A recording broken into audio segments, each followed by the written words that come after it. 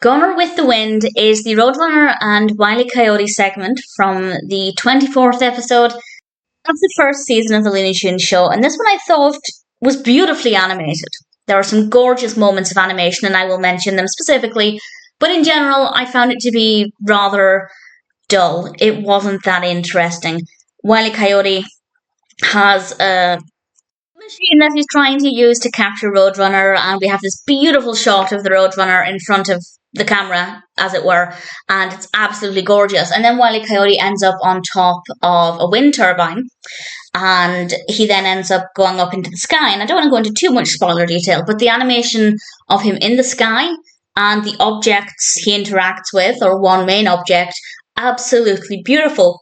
There's also a moment where he looks down at the ground and it's like we're looking from his perspective. And honestly, I felt a little bit sick because he's very, very high up. And it felt realistic, and I really enjoyed that. I thought that was very well animated. So visually, it is really beautiful. It is a really beautiful Wile E. Coyote cartoon. However, the actual specifics are kind of boring.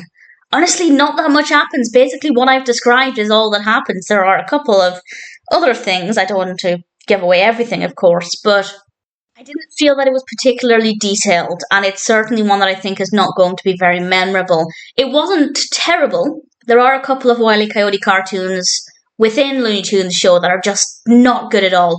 But this one, the animation was very good. I just feel like it felt maybe a little bit underdeveloped, like it was missing something, but visually, it was actually not too bad. So, not amazing, not terrible. I'd say Goner with the Wind is a pretty average Wile E. Coyote and Roadrunner cartoon, and sometimes average is fine.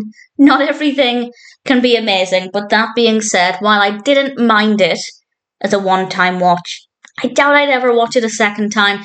But if you're a Coyote fan or a Roadrunner fan, maybe it's worth watching once.